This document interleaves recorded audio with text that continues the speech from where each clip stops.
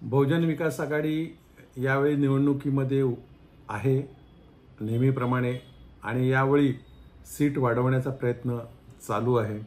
साधारण नोव्हेंबरमध्ये निवडणुका होणार आहेत दिवाळीनंतर। विद्यमान आमदार तो उभे राहणारच आहेत। त्याही व्यतिरिक्त अजून 1 ते 2 जागा वाढवण्याचा बहुजन विकास आघाडीचा प्रयत्न आहे। उत्तर वसईमध्ये निवडणुकीसंबंधी किंवा अन्य कारणाने जे काही वातावरण निर्माण झालेलं आहे, मात्र हे निवडणुकीपुरतं त्यांचं वातावरण असते। बहुजन विकास आघाडी ही 365 दिवस लोकांबरोबर असते आणि तिचं कार्य चालू असतं। स्वतः आमदार लोकनेते हितेंद्र ठाकूर यांच्या बैठका या नेहमीच असतात आणि त्या चालू झालेल्या आहेत आणि कामासंबंधी मोठ्या प्रमाणामध्ये बैठका सुरू झालेल्या आहेत आणि लोकांचा प्रतिसाद मोठ्या प्रमाणामध्ये आहे। शेवटी विधानसभा आणि लोकसभा ह्या वेगवेगळ्या गोष्टी असतात।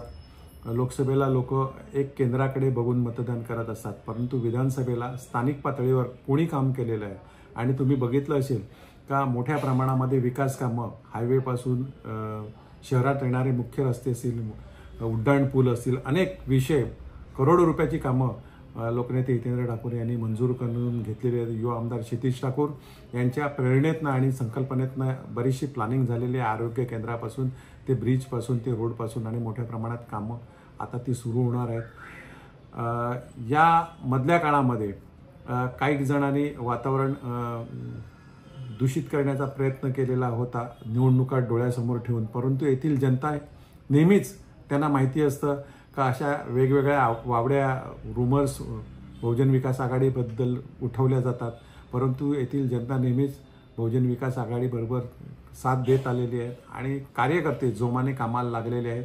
कारण आपले कार्यकर्ते बहुजन विकास आघाडीचे आहेत हे 365 दिवस लोकांच्या संपर्कात असतात। कोरोनाच्या काळामध्ये तुम्ही बघितलं असेल फक्त बहुजन विकास आघाडीचेच कार्यकर्ते हे फील्डमध्ये होते।